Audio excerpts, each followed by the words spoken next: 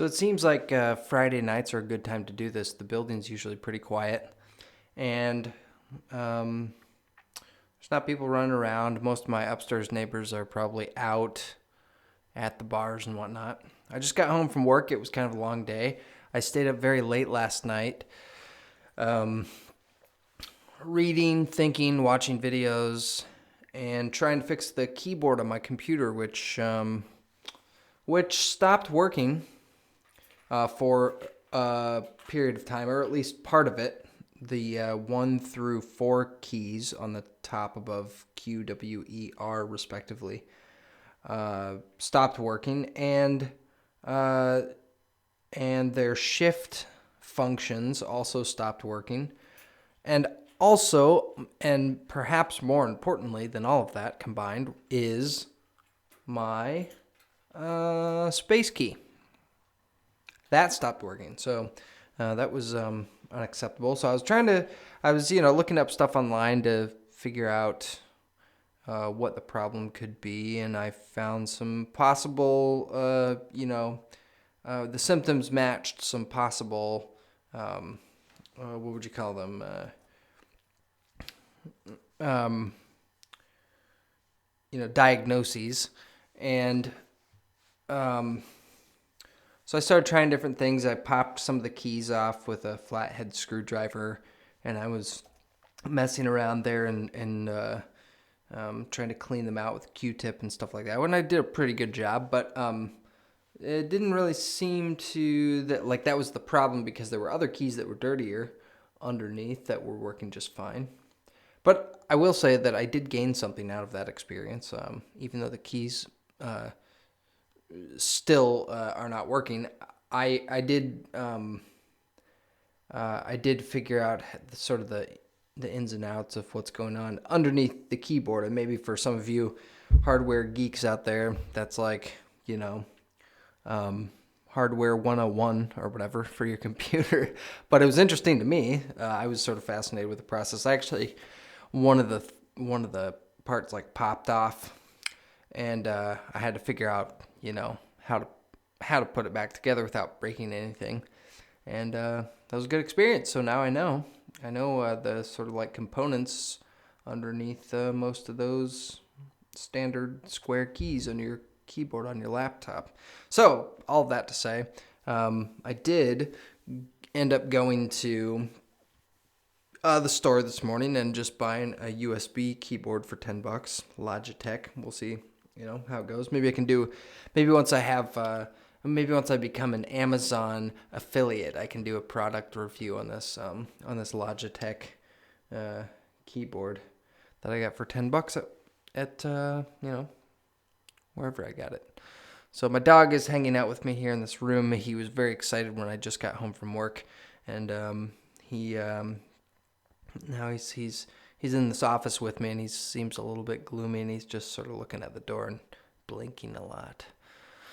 So I missed yesterday, and I missed yesterday talking into a microphone, and that was a little disheartening, and I felt sort of bad about it, and I wasn't sure if I was actually going to do it tonight or not, because I had sort of a busy morning running around, and we had to get our door lock fixed because it was like jammed, and it kept rubbing up against the wood within the lock turned fine, the deadbolt turned fine, but whatever it was going into was dysfunctional. So we had to get a locksmith in there. We actually got locked out of the apartment the other night, and I had to climb in through the downstairs window. Apparently, my fiance Mary is way stronger than she expected, because she locked the door, and we were essentially locked in our apartment. I mean, there are other entrances to our place, but anyway, that's all water under the bridge. But I wasn't sure if I was gonna do this podcast tonight, but now I'm really glad that I am, and it is relieving this sense of anxiety or malaise, you could say, that mild malaise that I got from not from not doing it yesterday, which I think is a good sign. I was just saying to Mary, I think that like the fact that I have the system in place now, and I'm trying to do it, talking to a microphone for 10 minutes every day. That's a good starting place, and the fact that even just this little bit into that process, I feel sort of the guilt and anxiety associated with not like meeting up to the to the standard is a good sign. At least that's seems to be good for me in terms of like productivity and if I'm like putting my mind to something. But I do try not to commit to things. I'm saying this maybe haphazardly, but I do try to not commit to things that I don't think that I'm gonna be able to follow through on. At least that's my version of how I view myself. Maybe that's totally wrong. I could that could be, but which reminds me. I mean, I was watching. I've been sort of really taken by this idea that Carl Jung introduced, which is I think that's how you pronounce it. Which is this idea of the shadow self, these parts of yourself that that do not correspond with your not to sound too technical, but your ego identification, the things that you associate yourself with or define as part of yourself, right? So it's the opposite of those things. You could roughly characterize it as stuff that if you have a value or you identify with being some way, then the shadow self would be that which does not correspond with your view of yourself. I hope I'm making that clear. But so I was just digging in a little bit into that last night, and I found this video. Maybe if you're familiar with Jung at all, you probably already know about this, or if you're interested in him at all. I found these videos of him talking. There's actually footage of him being interviewed, and he's talking about all the sort of different spheres and aspects of his psychological method, I guess you could say.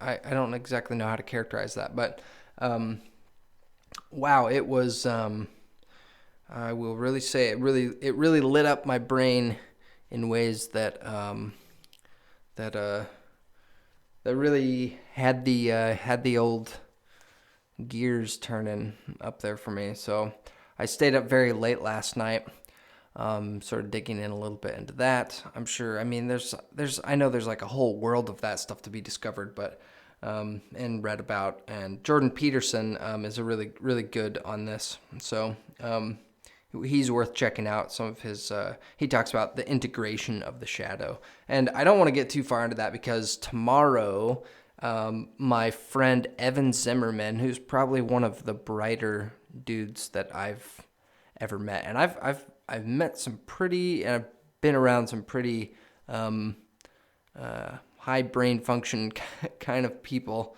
and he's right up there at the sort of near the tippy top of those people, at least in my estimation. I'm no genius, but he's a really bright dude, and we are going to talk about either the shadow self, as far as as far as we can discuss it in our amateur with our amateur relation to it. Or we're going to be talking some about currency because, and then we'll see where the conversation goes from there. But I say that because I bought some gold online. I was listening to a podcast with Peter Schiff, who owns Euro Pacific Capital and a couple other businesses. He has a blog, he has a radio show, stuff like that, YouTube channel. It's pretty active. And he was talking about how now you can get a debit card that's linked to gold, and you can spend. I'm sorry if you can hear my dog licking his toes right now, but you can get these. Yeah, you can get this debit card that is that's linked to gold. So you're spending gold that's in a vault somewhere that belongs to you, and it has a custodian, and you can you can demand payment of that gold to you in its physical form. So you can have gold sent to you, or if it's like let's say a kilo of gold that's in like a bar, a bullion. One moment.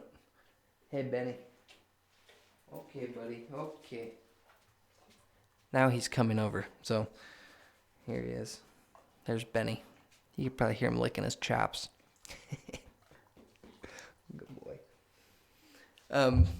So yeah, so you can request to be paid instead of with paying with a debit card. You can be paid in actual physical gold bullion just by buying it online. And so my first gram of gold I bought today, which is pretty awesome. Feels good. And the payment went through, and now I have, a gram of gold in my name, which I can request at any time. And so I'm having a debit card set up and sent to me. I don't know how much I'll use it, because I actually like to think of gold, I mean, like most people, in terms of a way to protect investments. And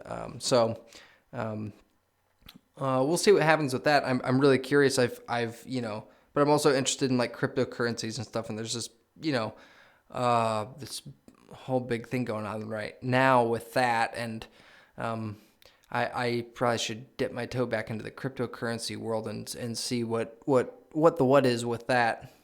But those are just a couple of the hints of like stuff I might be talking about tomorrow with my good friend Evan Zimmerman, who's become a good compadre since I moved way up here north, and he's actually from Sheboygan, Wisconsin, which we'll talk about tomorrow more on the podcast. So this is have a good time, and I hope you're having a good time.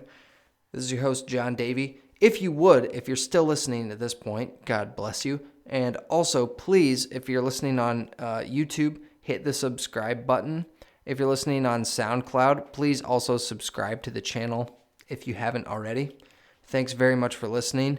I appreciate you. I love you so much, whoever you may be. And if you're a hater, maybe I don't love you, but I don't hate you necessarily. So thanks for listening. Have a great